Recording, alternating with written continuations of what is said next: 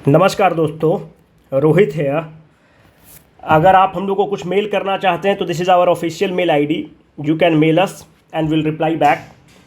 आज हम लोग अभी हाल फिलहाल में जितने एग्ज़ाम्स हुए हैं तो उसके एनालिसिस के बाद हम लोगों ने देखा कि 2-3 सेगमेंट है जहां से लगातार प्रश्न पूछे जा रहे हैं। एक ड्रग्स से लेकर लगातार क्वेश्चन पूछा जा रहा है। एक प्लैंक्स स्केल को आप देखें तो लगातार आपसे पूछ रहा है कि एक जेप्टो बराबर कितना, यक्टो बराबर कितना, एटो बराबर कितना।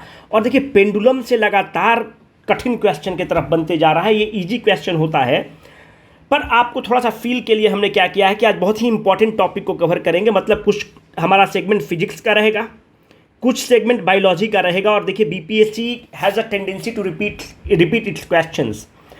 अगर आप देखें तो ये क्वेश्चन सीडीपीओ के हैं। पूछ रहा है कि 1 zepto is equal to what, question number 1। ये सारे चीज़ों का आप कमेंट बॉक्स में वीडियो देखने के बाद रिप्लाई करेंगे। This is the question number 2। आप देखिए कि पेंडुलम से लगातार क्वेश्चन पूछ रहा है। यहाँ पे आपको पेंडुलम मिल रहा है। फिर आप देखेंगे कि पेंडुलम का क्वेश्चन एओ वाले एग्जाम में भी पूछा है, और ये पेंडुलम के बारे में देखिए सेकेंड पेंडुलम की बात कर रहा है। फिर आप देखिए कि यहाँ पर जेप्टो है, यहाँ पर फेमटो है। मतलब लगातार प्लैंक्स स्केल से क्वेश्चन पूछे जा रहे हैं। लाइट ईयर पे तो ना जाने कितनी बार क्वेश्चन पूछा जा चुका है। आप देखिए कि ये दवा के बारे में लगातार क्वेश्चन पूछ रहा है, तो हमें इन सब चीज़ों के बारे में तैयार होना चाहिए कि एनालिसिस क्या है, एंटीपायरेटिक क्या है, एंटीबायोटिक क्या है। देखिए चीज़ को अगर हम लोग पहले कर लेंगे, थोड़ा सा अगर पहले पसीना बहा लेंगे तो वी विल ब्लीड बहुत कम इन द वार, है ना। तो हम लोगों को चीज़ों को ध्यान से करना है, इसलिए बहुत महत्वपूर्ण टॉपिक है। अच्छे से हम लोग इसको आज डील करते हैं। इन सारे प्रश्नों का 1, 2, question number 3, question number 4, question number 5, question number 6। आप अपने कमेंट सेक्शन में 1, 2 करके 6 तक करके आप आंसर देंगे वीडियो देखने के बाद। Let us start. देखिए पहली बात यह है कि हम लोग जो स्टार्ट करेंगे तो हम लोग करंट से लिंक करके स्टार्ट करेंगे। करंट से अगर नहीं लिंक करेंगे तो चीज़ें हॉलो साउंड करेंगी। करंट का पहला क्वेश्चन ये है कि अभी जो है वर्ल्ड हेल्थ ऑर्गेनाइजेशन और गवर्नमेंट ऑफ इंडिया $250 मिलियन लगाकर जामनगर में, जो गुजरात में है, वहाँ पर global centre for the traditional medicine बनाने का डिसाइड किया है। ट्रेडिशनल मेडिसिन उसको हम लोग बनाएंगे। पर पहला आपके जहन में प्रश्न आना चाहिए। पहला तो ये क्वेश्चन पूछ सकता है कि किसके साथ मिलकर बन रहा है। जामनगर गुजरात में प्रधानमंत्री जी का क्षेत्र है। अगर आप ध्यान से देखें कि क्यों WHO तो एक साइंटिफिक विंग है, वो ट्रेडिशनल मेडिसिन पे क्यों जा रहा है। अगर आप देखें तो अभी भी विश्व के 80% लोग जो हैं वो ट्रेडिशनल मेडिसिन सिस्टम को फॉलो करते हैं। अगर आप गांव देहात में रहते होंगे तो आप देखते होंगे किसी को कुत्ता काट लिया तो शहर में तो आप जाकर रेबीज का इंजेक्शन ले लेंगे, पर गांव में वो कोई किसी वैद्य के पास चला जाएगा और वो वैद्य जी जो है उसको एक चूर्ण दे देंगे। पर ऐसा नहीं है कि वो चूर्ण कारगर नहीं है, वो चूर्ण कारगर है क्योंकि वो कुछ लीफ से बना हुआ है, स्टीम से बना हुआ है, कुछ आयुर्वेदिक पद्धति से बना हुआ है और वो कारगर होता है। ऐसा तो है नहीं कि आप उसको पूरा खारिज कर देंगे। क्योंकि अभी जो सिस्टम बना है, हम लोग जो अभी लेबोरेटरीज हैं, ऐसा थोड़ी है कि पहले लोग बीमार नहीं पड़ते थे। पहले भी लोग बीमार पड़ते थे, इलाज भी होता होगा, पर इतना साइंस तो डेवलप नहीं हुआ था। चीज़ों को अब हम कंटेक्स्ट में रखना चाहते हैं। देखिए जो आप टैबलेट खाते हैं तो आप ये देखिए कि ये जो छोटा छोटा कण है ये क्या है। वो टैबलेट के अंदर जो है इसको आप कहते हैं एक्टिव फार्मास्यूटिकल इंग्रेडिएंट्स, API। ये क्या होगा API? अगर आप ध्यान से देखें तो API कुछ केमिकल सब्सटेंस है। जैसे कि मानते हैं कोई सल्फेट का कंपाउंड होगा, या उदाहरण के तौर पर देखें तो सैलिसिलेट का कंपाउंड है। और ये सैलिसिलेट का कंपाउंड आपके न्यूरॉन से कनेक्ट करेगा, न्यूरॉन से एक सिग्नल देगा और फिर आपका हाइपोथैलेमस काम करना बंद करेगा। जो भी ऑर्गन है, जो भी एंजाइम्स है, जो भी हार्मोन है, उसको कंट्रोल करेगा। कहने का मतलब है कि इसमें एक केमिकल डाला हुआ होगा टैबलेट में, आपके कैप्सूल में। वो केमिकल को हमने किसने बनाया? लैब में बनाया। पर पहले क्या हो रहा था? तो पहले भी तो ऐसा कुछ हो रहा होगा। देखिए अभी अगर आप गर्लफ्रेंड के साथ हैं या आप शादीशुदा हैं तो एक है आईपिल 72। आईपिल 72 आप समझ रहे हैं कि अगर आप प्रेगनेंसी नहीं चाहते हैं और तो उसको अवॉइड करने के लिए 72 घंटा के अंदर एक कंट्रासेप्टिव टैबलेट है, इसको खिला दिया जाता है। ये कंट्रासेप्टिव टैबलेट जो है, इस पे क्या, अगर आप इसको कंट्रासेप्टिव टैबलेट को बेसिकली देखें तो इसका जेनेसिस कहाँ से होता है। इस कंट्रासेप्टिव टैबलेट में जो मुख्य चीज़ है, जो मुख्य केमिकल है, उसका नाम है डिओक्सिजेनिन। जितना आईपिल 72 है, फलाना कंपनी का है, चिलाना कंपनी का है, उसका जो मेन केमिकल है वो है डिओक्सिजेनिन। पर ये जो डिओक्सिजेनिन है हमने कहाँ बनाया? लैब में बनाया। पर ऐसा थोड़ी है कि पहले भी तो लोग कंट्रासेप्टिव पिल्स खाते होंगे, तो वहाँ पे तो नहीं लैब था। तो देखा गया कि एक पेड़ है, उस पेड़ का नाम है, नहीं ये तो दूसरा पेड़ है, उस पेड़ का नाम है वाइल्ड यम प्लांट। कहाँ की ये घटना है? ये आपको घटना अमेरिका की है। अमेरिका में एपलेशियन माउंटेन जो है, जिसको अराउलीज ऑफ नॉर्थ अमेरिका कहा जाता है, वर्ल्ड ज्योग्राफी में हमने बताया है, वहां पर एक प्लांट मिलता था, वाइल्ड यम प्लांट।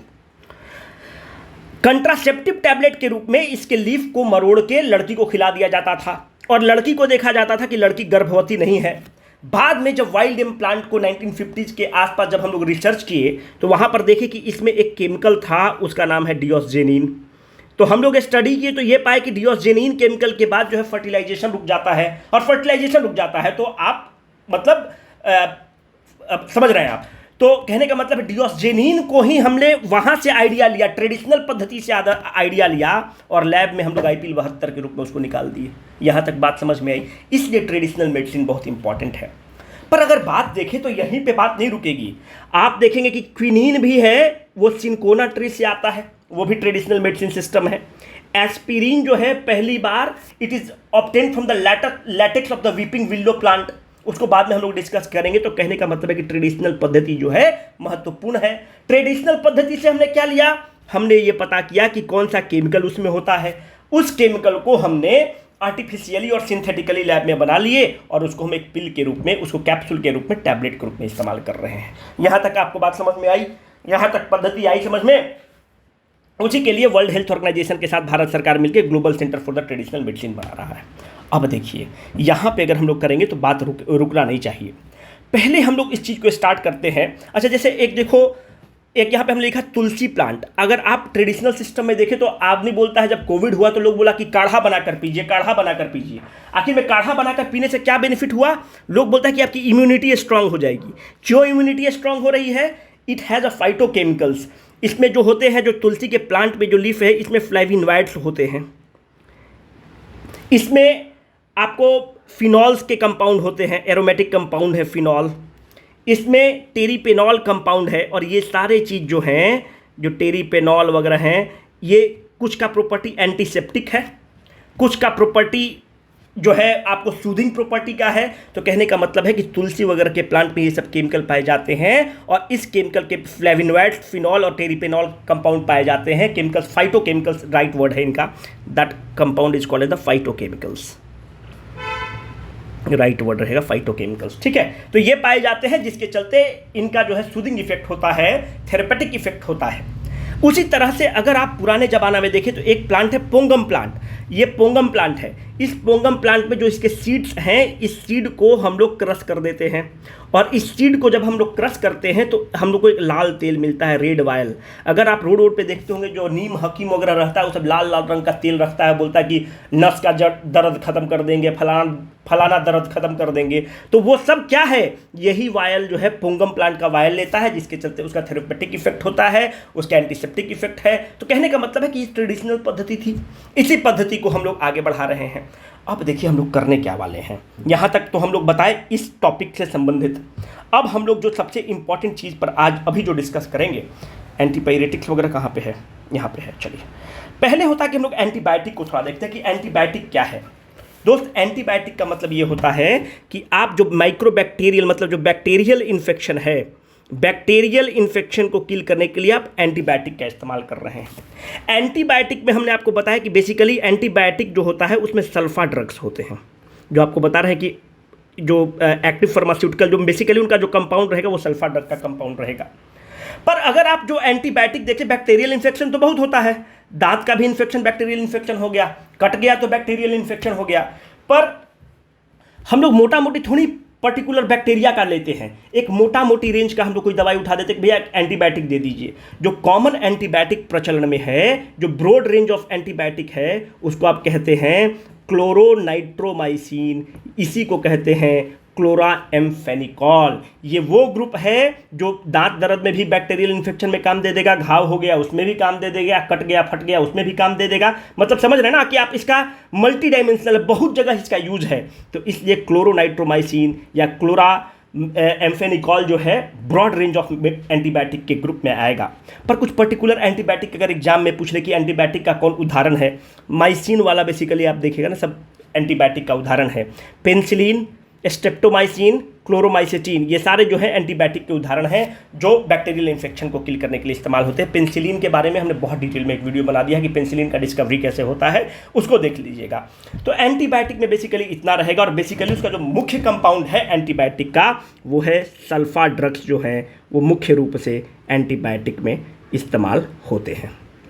ठीक है, क्वेश्चन बनाया जा सकता है ना, तो इससे आप तैयार रहिएगा। अब देखिए, एग्जाम में सबसे ज़्यादा जो आपसे पूछता है वो पूछता है कि एंटीपायरेटिक क्या है, और आपसे पूछता है कि एनाल्जेसिक्स क्या है। ये दोनों से आपको एकदम वास्तव आपको पढ़ना ही पढ़ना है। देखिए, एंटीपायरेटिक वो दवा है, एक सेकेंड, एंटीपायरेटिक वो दवा है जो बुखार कम करने में इस्तेमाल होता है, फीवर को कम करने में इस्तेमाल होगा। एनाल्जेसिक्स वो दवा है जो पेन को, जो शरीर में दर्द होता है, आदमी बोलता है कि बहुत शरीर में पेन है दोस्त, उसको रिमूव करने के लिए जो दवा इस्तेमाल होती है उसको आप एनाल्जेसिक्स बोलते हैं। पर कोई एक ऐसा दवा होगा जिसको आप, जैसे पैरासीटामोल आप ले लीजिए, पैरासीटामोल हमने नाम रखा है, आपने नाम रखा है, पैरासीटामोल ऐसा कुछ है नहीं। ये जो है एनाल्जेसिक्स भी है, एंटीपायरेटिक भी है। उसी तरह से एक दवा है एस्पिरिन, जो एस्पिरिन दवा है वो क्या है, एंटीपायरेटिक भी है और एनाल्जेसिक्स भी है। एस्पिरिन जो है, अगर आप इसकी उत्पत्ति देखेंगे तो ये एक प्लांट है, इस प्लांट का नाम है वीपिंग विल्लो। हम आपको बताया ना कि हम लोग को बेसिकली जो आइडिया लगा है वो सब हम लोग ट्रेडिशनल पद्धति को हम लोग वहाँ से निकाले हैं। पहले आदमी देखा कि जब आदमी को बुखार होता था तो वीपिंग विल्लो का जो बार्क है इससे वो लैटेक्स निकालते थे। लैटेक्स आप समझ रहे हैं ना, उसका जो रबरी सब्सटेंस होता है, लैटेक्स को निकालते थे। तो लैटेक्स को पिलाने के बाद वो देखते थे कि वो आदमी का बुखार कम हो गया, उसका शरीर का दर्द कम हो गया। तो ये पाया गया कि उस लैटेक्स में बेसिकली सिलिकॉन नाम का कंपाउंड रहता था, और ये सिलिकॉन नाम का कंपाउंड एंटीपायरेटिक भी था और एनाल्जेसिक्स भी था। तो हम लोगों ने क्या किया, हम लोगों ने लैब में सिलिकॉन नाम का कंपाउंड बनाना इस्तेमाल किए, और एस्पिरिन यही है मेरे दोस्त। एस्पिरिन जो है, इसका जो बेसिकली नाम है उसका नाम है acetyl salicylic acid. Salicylic acid ये कंपाउंड है, एक्टिव फार्मास्यूटिकल इंग्रेडिएंट है जो इस्तेमाल होता है एस्पिरिन दवाई में।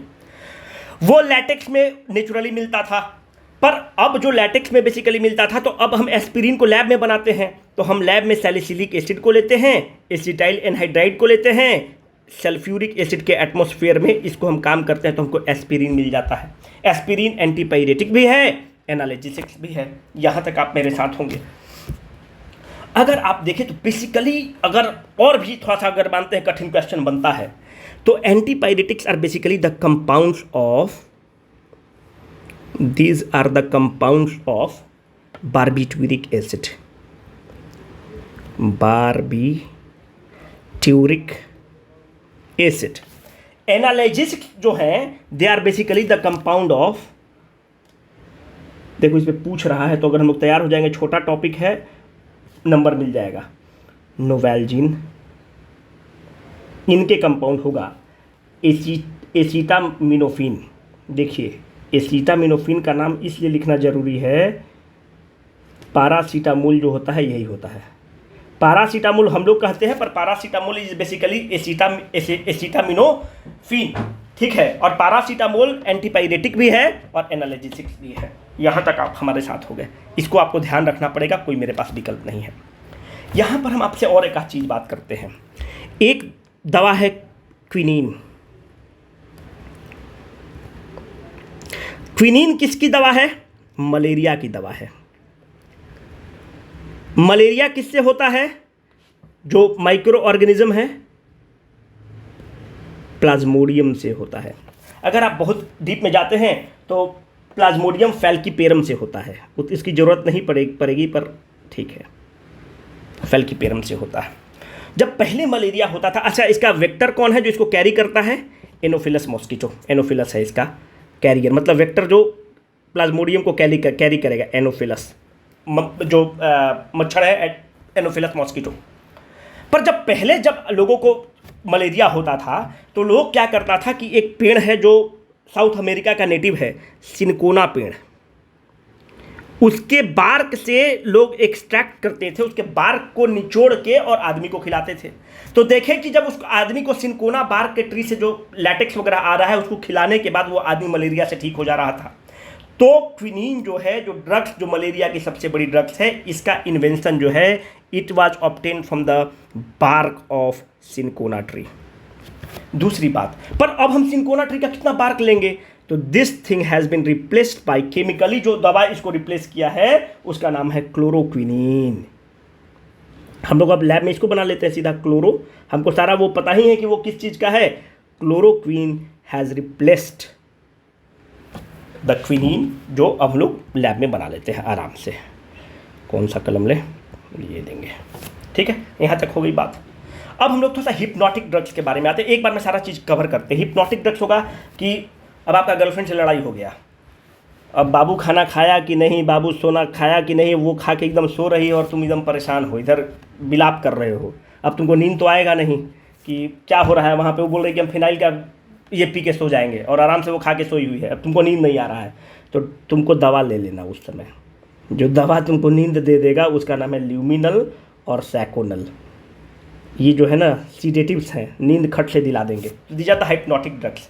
जो और हाइप्नोटिक ड्रग्स का जो बेसिकली जो कंपाउंड इस्तेमाल होता है उसमें होता है पोटेशियम ब्रोमाइड का साल्ट होता है, जो आपको मैंने बताया कि ये तो दवा है। Potassium bromide salt are used as a sedative. ठीक है, सीडेटिव के रूप में किसी को मतलब बेहोश भी करना है तो पोटेशियम ब्रोमाइड का साल्ट दे दीजिए, उससे भी बेहोश हो जाता है। और हिप्नोटिक ड्रग्स हो गया कि अगर आपको नींद बिंद नहीं आ रहा है तो ये दवा ले लेना है, तो इससे आपको नींद बिंद आ जाएगा। एक और हम छोड़ रहे हैं वो टीबी के बारे में। टीबी के बारे में ही आपको अभी बता ही, अच्छा इसको बताते पहले। अच्छा, डिटॉल जो है, ये डिटॉल क्या है? डिटॉल जो है एंटीसेप्टिक है, एंटीसेप्टिक है। तो फिर डिसइंफेक्टेंट क्या है? एंटीसेप्टिक और डिसइंफेक्टेंट में फिर अंतर होगा, है ना। अब ये पूछ दे कि ये एंटीसेप्टिक है कि डिसइंफेक्टेंट है। देखिए, डिसइंफेक्टेंट क्या होता है कि अगर आपका कोई सरफेस है, आप फर्श पे जो केमिकल को लाइजॉल को इस्तेमाल करते हैं कि सर्फ चकचक रहे, माइक्रोबियल एक्शंस नहीं रहे, उसको आप डिसइंफेक्टेंट बोलते हैं। पर ऐसा चीज़ जो anti microbial agent which is applied on the living organism is called as the antiseptic. This Dettol, जैसे अगर आप सरकारी अस्पताल में अगर आप बचपन में गए होंगे तो वो आपको एक लाल रंग का, ब्लू रंग का एक दवा लगा देता है, उसको कहते हैं आयोडोफॉर्म। तो this iodoform is antiseptic in the nature. अब जो डिटॉल बना है ये केमिकल सब्सटेंस है जो कि एंटीसेप्टिक है। तो ये बना हुआ है, इसका लिखे नहीं है क्या, क्लोरो ऑक्सीलेनॉल प्लस टेरिपीनॉल। क्या है? ओहो, इन दोनों कंपाउंड है, इन दोनों के कंपाउंड के मिक्सचर से आपको डिटॉल बना हुआ है। तो एंटीसेप्टिक भी थोड़ा सा ध्यान में रख लीजिएगा। पर HIV एड्स को हम लोग थोड़ा सा डिटेल में करना पड़ेगा। HIV एड्स के बारे में अगर देखिए कि HIV होता कैसे है, तो अगर आप HIV को बेसिकली देखें कि HIV जो है ये प्रोटीन प्लस RNA के कारण होता है। मतलब जो वायरस है, हम लोग वायरस के बारे में और अगले वीडियो में डिटेल से पढ़ेंगे कि वायरस क्या होता है। तो वायरस जो है वो RNA का होगा। जो वायरस होगा, जो वायरस या तो DNA का भी वायरस हो सकता है या RNA का भी वायरस हो सकता है। पर वायरस के बारे में एक चीज़ याद रखिएगा कि वायरस को जीवन रखने के लिए, उसको रेप्लिकेट करने के लिए होस्ट की ज़रूरत पड़ेगी। या तो वो बैक्टीरिया को अटैक कर लेगा, फंगस को अटैक कर लेगा, हमको और आपको अटैक कर लेगा। बैक्टीरिया किसी को करके वो अटैक करेगा। क्यों? क्योंकि जो वायरस है इसके पास सस्टेन करने के लिए इसके पास सिस्टम नहीं है, माइटोकॉन्ड्रिया नहीं है, या जो भी सस्टेन करने के लिए एक ऑर्गेनिज्म को चाहिए वो सस्टेन नहीं कर सकता है। जब ये सस्टेन नहीं कर सकता है, अपने ऊपर ये जीवित नहीं रह सकता है, तो इसको आप लैब में बना सकते हैं क्या? सिंथेटिक मीडियम में इसको बना के रख सकते हैं क्या? भाई सिंथेटिक मीडियम में अगर इसको बना के रखोगे तो इसको खाना कौन देगा? ये तो खाना बना ही नहीं सकता ना, सस्टेन ही नहीं कर सकता, इंडिपेंडेंट ये रह ही नहीं सकता। तो ये किसी ना किसी पे अटैक करेगा और उस पर अटैक करके अपने आप को जीवित रखेगा और अपने आप को रेप्लिकेट करेगा। तो पहली बात ये है कि इसको आप सिंथेटिक मीडियम में नहीं रख सकते हैं। ये रेप्लिकेट करेगा, पर जब रेप्लिकेट करेगा तो जैसे हमारे बॉडी में अटैक किया, जब हमारे बॉडी में अटैक किया तो 1 से इसको 2 होना है, तो 1 से 2 होने के लिए इसको कुछ ना कुछ तो एंजाइम्स की ज़रूरत पड़ेगी, तभी तो वो कैसे बढ़ेगा। तो इसका मतलब है कि इसके पास कुछ एंजाइम्स होते हैं, जैसे प्रोटीएज करके एंजाइम्स होते हैं, जो इसके मल्टीप्लिकेशन में इसको हेल्प करेगा, इसको सिंथेसिस में हेल्प करेगा। पर इतने इसके पास सारे कंपाउंड्स नहीं हैं जिससे ये अपना एनर्जी प्रोड्यूस करे और इंडिपेंडेंटली रह पाए। ठीक है, it is neither considered as a living nor considered as non living, border पे है। जो HIV एड्स को अगर आप देखेंगे कि ह्यूमन जो एक्वायर्ड इम्यून डिफिशियंसी सिंड्रोम है, तो HIV में होता क्या है। देखिए, हमारा जो बॉडी है उसके पास प्रतिरोधक क्षमता है, अगर जो बैक्टीरियल या कुछ भी इन्फेक्शन होगा उसको फाइट करता है वो। तो फाइट करने के लिए हमारे पास क्या है, वाइट ब्लड सेल है। इस वाइट ब्लड सेल को आप कहते हैं टी हेल्पर सेल या CD4 सेल्स भी कहते हैं, टी हेल्पर सेल या CD4 सेल्स भी कहते हैं, जो प्रतिरोध करता है, लड़ता है, माइक्रो ऑर्गेनिज्म से को डिफीट करता है, प्रतिरोधक क्षमता है। एक नॉर्मल ह्यूमन में 1000 से 1200 पर ml CD4 सेल्स होते हैं। पर अगर कोई व्यक्ति को हम बोल रहे हैं कि अच्छा बताइए HIV और एड्स दोनों सेम है ना, बिल्कुल भी नहीं, दोनों सेम नहीं है। अगर हम बोलते हैं कि फलाना आदमी HIV पॉजिटिव है, इसका मतलब इसमें जो प्रतिरोधक क्षमता वाला जो सेल था, जो CD4 सेल्स था, वो घट के 1000 से 1200 जनरल आदमी में होना चाहिए, उसका हो गया होगा 800 से 900। जब 800 से 900 हो गया होगा तो उसको एंटी रेट्रोवायरल ड्रग चलना स्टार्ट हो जाएगा। और HIV और एड्स के लिए जो सबसे अच्छा एंटी रेट्रोवायरल ड्रग है वो है जीडोव्यूडिन या एजिटोथाइमेजिन। ये दवा जो है सबसे फेमस दवा है दोस्त। अब क्या होता है कि 800 से जब 900 हो गया तो इसको कहते हैं कि ये आदमी HIV पॉजिटिव हो गया। पर अगर इसकी संख्या घट के 200 प्रति ml हो गई, इसका मतलब कि जो प्रतिरोधक क्षमता है, जो माइक्रो ऑर्गेनिज्म से लड़ने की जो ताकत है, वो तो बहुत ही कम हो गया CD4 सेल, तब उस आदमी को कहा दिया जाता है कि ये एड्स से ग्रसित हो गए। मतलब अब इनकी इम्यूनिटी बहुत ज़्यादा कमज़ोर हो गई। इसीलिए एड्स का अगर पहले अगर जांच हो जाता है, HIV पॉजिटिव है, तो उसको सुधारना आसान है, दवा से उसको कर लिया जाता है। पर अगर CD4 सेल्स बहुत कम हो जाता है तब बहुत दिक्कत है। अब आप मुझे बताइए कि अगर आप किस कर रहे हैं तो आपको हो सकता है क्या एड्स, मतलब अगर एक आदमी एड्स है और दूसरा अगर अपने पार्टनर को कर रहा है तो उसको हो जाएगा क्या, नहीं होगा। अगर वो खांस रहा है तो हो जाएगा क्या, नहीं होगा। पर अगर माँ को एड्स है और बच्चा को अगर दूध पिला दी, ब्रेस्ट मिल्क फीडिंग कर दी, तब होगा क्या, तब हो जाएगा। क्योंकि जो माँ का जो दूध है वो अमृत है। तो अमृत में ऐसा पाया गया है साइंस में कि जो माँ का जो दूध है उसमें कुछ ब्लड वेसल्स भी मिल जाते हैं, ब्लड वेसल्स कोलैप्स करके मिल जाते हैं, और जहाँ भी ब्लड का ट्रांसफ़र हो जाएगा वहाँ पे एड्स हो जाएगा।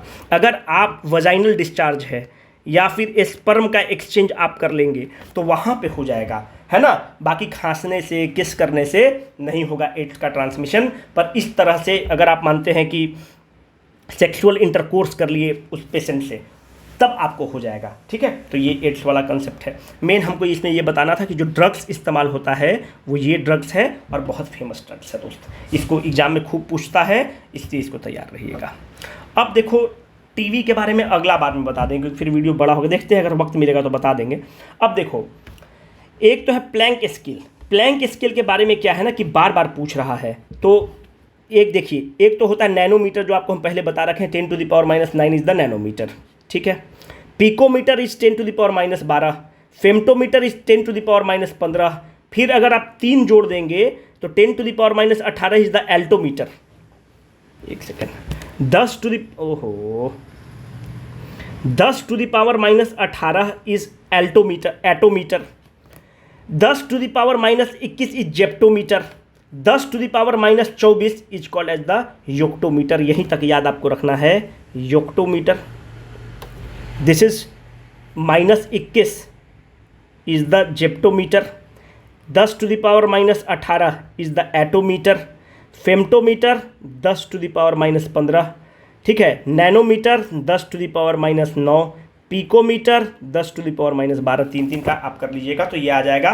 तो हमको लगता है कि जेप्टो पूछ ही चुका है, तो अगर अब एटोमीटर पूछेगा या योक्टोमीटर पूछेगा तो आप इसको मार लीजिएगा। तो इस पर हम नहीं बताएंगे कि प्लैंक स्केल क्यों हुआ, क्या हुआ, वो वीडियो को बड़ा करेगा। हम लोग के एग्जाम के लिए उतना ज़रूरी नहीं है, इस डेटा को याद रखिएगा, यहाँ से अपना काम चल जाएगा। अब देखो यार, टीबी आ गया है तो टीबी को बताएं, इतने छोटे स्लाइड में हम डाल चुके हैं। देखो टीबी के केस में क्या है ना कि बहुत ही खतरनाक डिजीज़ है दोस्त। टीबी कौन सा डिजीज़ है, तो माइकोबैक्टीरियम ट्यूबरकुलाई है। तो बैक्टीरियल डिजीज़ है। पहली बात तो ये किसको अफेक्ट करता है? फेफड़ा को अफेक्ट करता है। वो आदमी हमेशा खांसते रहेगा, लंग्स को अफेक्ट करता है। टीबी की जांच कैसे होती है? उसका है जीन एक्सपर्ट टेस्ट।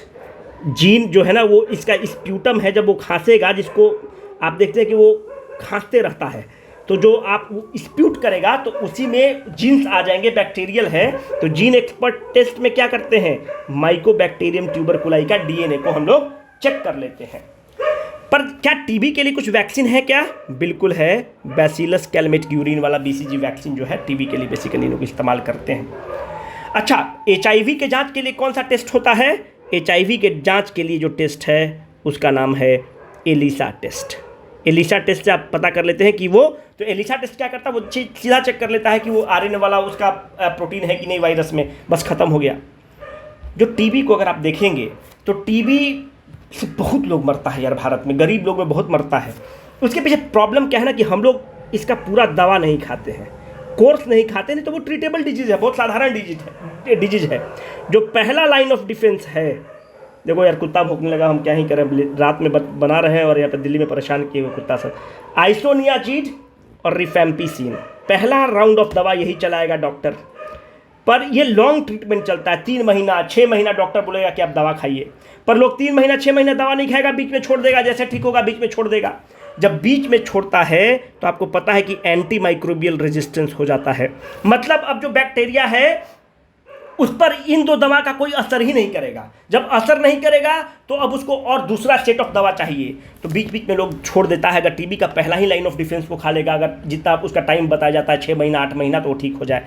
जब ये बीच में छोड़ देगा, मानते हैं, तो अब डॉक्टर के पास हो गया कि अब तो ये दवा चलाएगा, तो वो सुनेगा ही नहीं, तो सेकेंड लाइन ऑफ डिफेंस चलना स्टार्ट होता है टीबी के लिए। जो सेकेंड लाइन ऑफ डिफेंस चलती है, वो जो दवा चलती है उसका नाम है फ्लूरोफिनॉन्स। ये जो टैबलेट के रूप में काम करता है, पर इंजेक्टेबल के रूप में एमिकासिन और एमिकासिन और कीनामाइसिन 2 तरह का इंजेक्टेबल चलता है। वो इंपॉर्टेंट उतना नहीं है, पर फ्लोरोक्विनॉन जो है सेकेंड लाइन ऑफ डिफेंस के रूप में काम करता है। और जब पहला आपको टीबी होगा तो ये दोनों दवा चलता है। क्योंकि दवा का जितना होगा तो हम लोग साथ में एक बार इकट्ठा कर लिए, तो अब कहीं भी दवा से क्वेश्चन आएगा तो आप टूट पड़िएगा, इससे बाहर नहीं जाएगा। हम ऑलरेडी बहुत ज़्यादा बता देते हैं, उसकी उतनी ज़रूरत नहीं रहती है, पर फिर भी है कि अब क्वेश्चन आपसे बनेगा। दोस्त, पेंडुलम क्या है? आपके घर दीवार में पेंडुलम लगा रहता है। इस पॉइंट को आप क्या कहते हैं? Mean position. इस पॉइंट को आप क्या कहते हैं? एक्सट्रीम पोजीशन, है ना। तो हमेशा पेंडुलम से पूछ रहा, आज खत्म कर दिया जाए। अब पेंडुलम यहाँ से यहाँ गया, एक्सट्रीम, फिर पेंडुलम यहाँ से यहाँ आया, मीन, फिर पेंडुलम यहाँ से यहाँ गया, एक्सट्रीम, और फिर पेंडुलम यहाँ से यहाँ गया, मीन। यहाँ से यहाँ जाना, फिर आना, फिर जाना, फिर आना, इस पूरी चीज़ को आप कहते हैं time period of the pendulum. और जो बेसिकली जो सेकंड पेंडुलम होता है उसका टाइम पीरियड होता है 2 सेकंड, जो बेसिकली पेंडुलम होता है। ये क्या है? बॉब, इसका मास होगा m। ये क्या है? लेंथ ऑफ द स्ट्रिंग, जिस धागा से या डंठल से या जो रॉड से लटका हुआ है। तो अगर आप देखिएगा तो ये बैलेंस हो रहा होगा, मतलब ऊपर का फोर्स और नीचे का फोर्स बैलेंस कर रहा होगा। हम बोल रहे हैं कि ऊपर में तनाव T है और नीचे में मास ऑफ द ऑब्जेक्ट के चलते गुरुत्वाकर्षण बल लग रहा होगा mg। तो अगर ये फोर्स ऊपर डायरेक्शन में आप बैलेंस करें तो आप मुझे इसकी पूरी इजाज़त दें कि अभी जो मीन पोजीशन पे हम ये लिख सकते हैं कि T बराबर mg हो रहा है। ऊपर फोर्स जो रॉड लगा रहा है वो T, बॉब जो नीचे खींच रहा है गुरुत्वाकर्षण बल लग रहा है T बराबर mg हो रहा है। यहाँ तक आपको बात समझ में आया? ये जो टाइम पीरियड है सेकेंड पेंडुलम का टाइम पीरियड है, जो आपको ध्यान रहना चाहिए। मतलब यहाँ से यहाँ जाना और यहाँ से यहाँ जाना और फिर यहाँ आना, मीन पोजीशन पर दोबारा पहुँचने में उसको 2 सेकंड लगता है। इसको आप टाइम पीरियड बोलते हैं, इसको आप कहते हैं सेकंड पेंडुलम। अब देखिए बात क्या होता है। अगर आप 10th पे थोड़ा सा पढ़े होंगे तो आपको पता होगा कि हम फार्मूला डेराइव नहीं करेंगे, बहुत आसानी से डेराइव हो जाएगा, पर हम लोग के काम का नहीं है। इसको आप कहते हैं L/G इफेक्टिव। जी इफेक्टिव क्या होता है? T बराबर 2 time period of the pendulum is 2π into root of L/G effective. अब देखिए, अगर हम कोई चीज़ को लिखते हैं कि T is directly proportional to L, इसका मतलब कि लंबाई बढ़ेगा तो टाइम पीरियड बढ़ेगा। अगर हम लिखते हैं कि T is inversely proportional to G, इसका मतलब कि अगर G बढ़ेगा तो टाइम घटेगा, अगर G घटेगा तो टाइम बढ़ेगा। इसका मतलब होता है, इसको आप कहते हैं इनवर्स रिलेशन, मतलब उल्टा हो रहा है। इसको आप कहते हैं डायरेक्ट रिलेशन। यहाँ तक आपको बात समझ में आ गया? आप मुझे इसकी इजाज़त देंगे कि मैं यहाँ पे कह सकूँ कि जो टाइम पीरियड है एक तरह से directly proportional to root of L है, मतलब डायरेक्टली प्रोपोर्शनल टू लेंथ है। लेंथ बढ़ेगा, टाइम पीरियड बढ़ेगा। आप मुझे इसकी फिर इजाज़त देंगे कि मैं ये लिख सकूं कि ये इनवर्सली प्रोपोर्शनल टू जी है। रूट को अभी छोड़ दो, मतलब जी घटेगा तो टाइम पीरियड बढ़ेगा। ऐसे ही तो है, अगर आप इसको तोड़ कर लिखे तो ऐसे तो लिख सकते हैं यहाँ तक। अब देखिए, हम एकदम इसको लेमैन की तरह, हम लोग साइंस के रूप में समझेंगे ही नहीं, एकदम लेमैन की भाषा में समझेंगे। जी क्या है? जी इफेक्टिव फिर हम क्यों लिख रहे हैं? जी इफेक्टिव का मतलब क्या हुआ? जी तो जो अर्थ का जो ग्रेविटी आप पढ़ रहे हैं वो क्या होता है? 9.8 मीटर पर सेकेंड स्क्वायर होता है। तो आप बोल रहे हैं कि आप ये जी इफेक्टिव क्यों लिख रहे हैं? इसके पीछे लॉजिक है दोस्त। देखो, जो जी हम लोग लिखते हैं कि जी की वैल्यू कांस्टेंट है 9.8 मीटर पर सेकेंड स्क्वायर, पर ये कहाँ कांस्टेंट है? ये जो वैल्यू कांस्टेंट है धरती के सतह पर कांस्टेंट है, at the surface of the earth. हर जगह कांस्टेंट नहीं है, it is at the surface of the earth constant है। किस हाइट पर कांस्टेंट है? सी लेवल के हाइट पर कांस्टेंट है। ये सब चीज हम लोग ध्यान नहीं देते हैं, पर सी लेवल के हाइट पर धरती के सतह पर जी की वैल्यू कांस्टेंट है, जिसको हम 9.8 मीटर पर सेकेंड स्क्वायर कहते हैं। पर जी का जो संबंध है ऊंचाई के साथ इनवर्स रिलेशनशिप है। इसका मतलब ये हो गया कि आप, ये धरती है और ये माउंट एवरेस्ट की चोटी है। अगर आप धरती पर हैं तो जी की वैल्यू 9.8 मीटर पर सेकेंड स्क्वायर है, पर जैसे आपकी हाइट बढ़ी, माउंट एवरेस्ट 8800 के आसपास मोटा मोटी ऊंचाई पर है। इसका मतलब आप यहां पर थे, आप यहां पर चले गए। जैसे ऊंचाई बढ़ा, हम कह रहे हैं कि जी की वैल्यू घटी। आप मेरे साथ सहमत हैं? ये डायरेक्ट फार्मूला है, बेसिक फार्मूला है, आप मतलब 7वां 8वां का चीज है, आप याद रखिएगा। G is inversely proportional to h. यहां तक समझ में आया? मतलब कि अगर हम माउंटेन्स पर गए, हिल्स पर गए, कहीं पर चढ़ गए, तो जी की वैल्यू क्या हो गई? कम हो गई। अब दिमाग लगाइए, हमने पेंडुलम को लेकर हम हिमालय पर्वत पर चले गए। अब आपसे पूछेगा कि ये बताओ कि इसीलिए यहां पर जी इफेक्टिव लिखा हुआ है।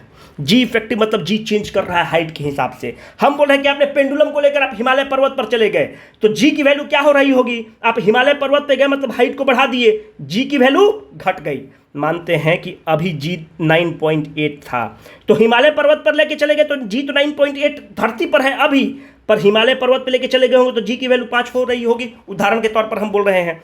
तो टाइम का जी के साथ क्या रिलेशन है? टाइम पीरियड का, टाइम पीरियड का जो रिलेशन है जी के साथ इनवर्स रिलेशनशिप है। पहले 9.8 था, अब क्या हुआ? जी इफेक्टिव हिमालय पर्वत पे चले गए तो घट गया ना, 5 हो गया, तो टाइम पीरियड क्या हुआ होगा? बढ़ गया। ये रिलेशनशिप है, सिंपल सी बात। तो कहने का मतलब है कि the time period of the pendulum will increase when we take it to the mountains और द हाइयर प्लेटफॉर्म। फिर से एक बार बता रहे हैं, टाइम पीरियड का इनवर्स रिलेशनशिप है जी के साथ। हम बोल रहे हैं कि जी का हाइट के साथ इनवर्स रिलेशनशिप है। जब माउंटेन एवरेस्ट पर लेकर आप चले गए मतलब आप ऊंचा चले गए, हाइट बढ़ा, जब हाइट बढ़ा तो जी घट गया। मानते हैं कि जब पेंडुलम धरती पर था तो 9.8 था, अब ऊपर चला गया तो उसकी वैल्यू 5 हो गई। तो यहाँ पर पहले जब तुम धरती पर थे तो टाइम पीरियड निकाल रहे थे तो 9.8 के हिसाब से निकाल रहे थे, अब कितना पर निकालोगे? 5 पर आप निकालेंगे, तो क्या हो गया? जी की वैल्यू कम हो गई, टाइम पीरियड बढ़ गया। यहाँ पर आप पता चीज़ ये कर लेंगे। अब देखिए, अगर मैं आपसे ये बोलता हूँ कि आप पेंडुलम को धरती के गर्भ में लेकर चले गए, सेंटर पर लेके चले गए, धरती के सेंटर पर लेके चले गए। धरती के सेंटर पे जो गुरुत्वाकर्षण जी की वैल्यू होती है वो 0 होती है। एनीथिंग अपॉन 0 क्या होता है? Infinite. Anything upon 0 is infinite. अब टाइम पीरियड को डालो, 2 pi into root of L by g effective. G का क्या रखोगे आप? 0। एनीथिंग अपॉन 0 इज इन्फिनिटी, मतलब टाइम पीरियड कितना हो गया? इन्फिनिटी। अगर आप रखना चाहते हैं तो इसको आप ऐसे रख सकते हैं, एल अपॉन कुछ भी एल ले लो, जी इफेक्टिव 0 हो गया। तो एनीथिंग अपॉन 0, नीचे अगर डिनोमिनेटर में 0 है तो उसकी वैल्यू हो जाती है इन्फिनिटी। मतलब इस पेंडुलम को यहां से यहां, यहां से यहां, यहां से यहां आने में कितना समय लग रहा होगा? इन्फिनाइट। आप इसको कैलकुलेट ही नहीं कर पाएंगे। इसका मतलब हम कह सकते हैं कि पेंडुलम विल नॉट ऑस्किलेट। इसका मतलब पेंडुलम ऑस्किलेट ही नहीं करेगा, पेंडुलम ऑस्किलेट नहीं करेगा। समझ गए? अगर आप धरती के गर्भ में लेकर चले गए तो पेंडुलम ऑस्किलेट कर ही नहीं पाएगा।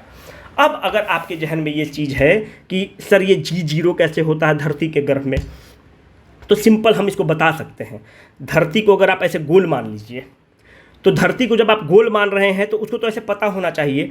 तो इस पॉइंट पर धरती के गर्भ में अगर आप देखें तो ऊपर से फोर्स लग रहा होगा नीचे, ये वाला पार्ट जो है अगर इसको आप 4 भाग में ऐसे तोड़ लें तो ये वाला पार्ट इसको ऐसे खींच रहा होगा, ये वाला पार्ट इसको अपनी तरफ खींच रहा होगा, ये वाला पार्ट इसको अपनी तरफ खींच रहा होगा, ये वाला पार्ट इसको अपनी तरफ खींच रहा होगा। तो सेंटर पर अगर कॉमन सेंस लगाओगे तो सिमेट्री के माध्यम से भी यहाँ पर सेंटर पर फोर्स, नेट फोर्स क्या हो रहा होगा 0, ये वाला फोर्स इसको कैंसिल कर रहा होगा, ये वाला फोर्स इसको कैंसिल कर रहा होगा। तो सेंटर पर नेट फोर्स 0, जब सेंटर पर नेट फोर्स 0 तो फोर्स क्या होता है बराबर m इंटू जी।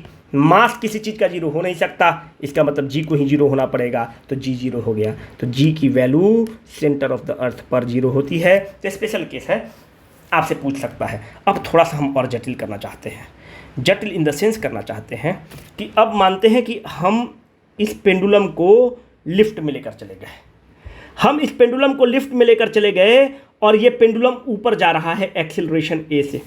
सिंपल, हम जब आपको डेरिवेशन करके बताए कि जो t बराबर 2π into root of L by g है, तब बेसिकली क्या हो रहा था, ये m मास का बॉब था, ऊपर टेंशन t लग रहा था, नीचे mg लग रहा था।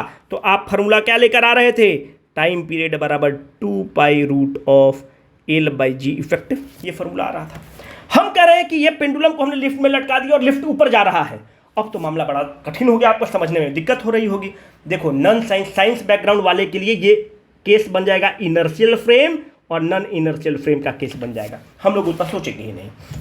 हम लोग क्या सोचेंगे कि ये लिफ्ट ऊपर ए से ऊपर जा रहा है, हमको समझने में दिक्कत हो रहा है, हम लिफ्ट को रोकेंगे। तो लिफ्ट को रोकने के लिए ऊपर से तुमको क्या करना पड़ेगा, फोर्स लगा के रोकना पड़ेगा।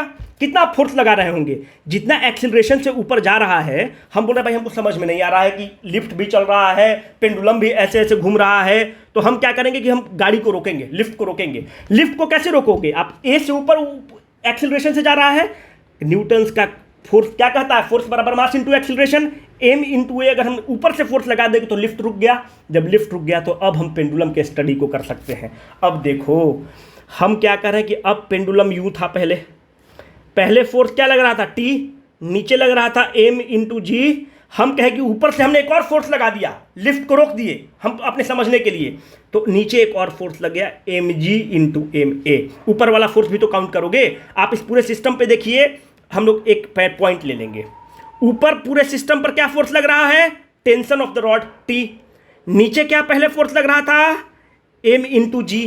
कोई चीज़ को बैलेंस करना होगा। हम ऊपर लिफ्ट को रोक दिए उस पूरे सिस्टम को समझने के लिए, तो ऊपर से हमने क्या फोर्स लगाया, mg इंटू ma। एकदम कोई इनर्शियल नॉन इनर्शियल नहीं, कॉमन सेंस की हम बात कर रहे हैं। तो अब फार्मूला क्या हो गया, T is equal to mg plus ma। पहले क्या था, T इक्वल टू mg, यही तो था। अब देखो m इंटू जी प्लस ए, इसको आप लिख सकते हैं, m कॉमन लिए तो g प्लस ए। ऊपर क्या था, t बराबर mg पेंडुलम में, अभी क्या हो गया m इंटू जी प्लस ए।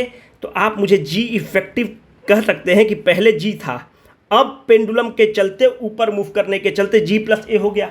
मानते हैं कि पहले 9.8 था g की वैल्यू, अब a ऐड हुआ है, मानते हैं कि इसकी वैल्यू 2 है, मतलब g इफेक्टिव बढ़ गया, g इफेक्टिव बढ़ गया।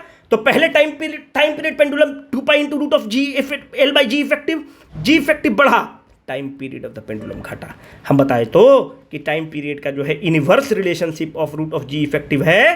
तो कहने का मतलब है कि अगर पेंडुलम ऊपर जा रहा है, लिफ्ट में पेंडुलम लगा हुआ है और ऊपर जा रहा है, तो इसका टाइम पीरियड क्या हो गया, घट जाएगा। बड़ा इंपॉर्टेंट क्वेश्चन है दोस्त, इससे ज़्यादा कुछ भी नहीं पूछेगा, हम बहुत ज़्यादा आपको इसमें बता दिए। इससे ज़्यादा एक बार और हम रिपीट करते रहे हैं। लिफ्ट ऊपर जा रहा है, हमको लिफ्ट को समझने में दिक्कत हुआ, हमने ऊपर एक फोर्स लगा दिया और हम लिफ्ट को रोक दिए। पर कोई भी चीज़ को बैलेंस होना पड़ेगा। कोई भी मानते हैं कि अगर ये चीज़ है, अगर ये यहाँ पर रुका हुआ है, इसका मतलब कि इधर का फोर्स और इधर का फोर्स बैलेंस हो रहा होगा, ऊपर का फोर्स और नीचे का फोर्स बैलेंस हो रहा होगा, तभी आप रुके हुए होंगे। अगर तुम लड़का और लड़की कोई रिलेशनशिप में है, तो अगर मानते हैं कि लड़की बहुत डोमिनेटिंग है और लड़का डोमिनेटिंग नहीं है, वो रिलेशनशिप एग्जिस्ट करेगा क्या? नहीं एग्जिस्ट कर सकता है। कोई रिलेशनशिप तभी एग्जिस्ट कर रहा है, इसका मतलब फोर्स बैलेंस हो रहा है। कभी लड़का डांट रहा है लड़की को, कभी लड़की डांट रही है लड़का को, कभी लड़का पाँव दबा रहा है लड़की को, कभी लड़की पाँव दबा रही है लड़का को, है ना। पर एक आधा पॉइंट छोड़ के, तो कहने का मतलब है कि फोर्स बैलेंस होना चाहिए, तभी मामला समझ में आ सकता है, तभी कोई सिस्टम इक्विलिब्रियम में रहेगा, है ना। तो ये चीज को बैलेंस करने के लिए हम लिफ्ट ऊपर जा रहा था, हमको समझने में दिक्कत हुआ, हमने m इंटू ए फोर्स लगा दी। तो इस पॉइंट पर अगर हम एक पॉइंट पर देखें कि ऊपर वाला फोर्स क्या आ रहा है और नीचे वाला फोर्स आ रहा है, तो ऊपर वाला फोर्स टेंशन टी आ रहा था, नीचे वाला देखिए गुरुत्वाकर्षण बल हमेशा नीचे लगता है, m इंटू जी, प्लस लिफ्ट को रोकने के लिए हमने ऊपर से फोर्स लगाया m इंटू जी प्लस ए में। दोनों का आप कॉमन करिएगा और जब कंपेयर करिएगा तो जी इफेक्टिव की वैल्यू g प्लस ए हो गया। नहीं समझ में आएगा तो रट लीजिएगा, और कोई इसमें उपाय नहीं है। बहुत बहुत धन्यवाद। इससे ज़्यादा कोई भी क्वेश्चन नहीं पूछ सकता है।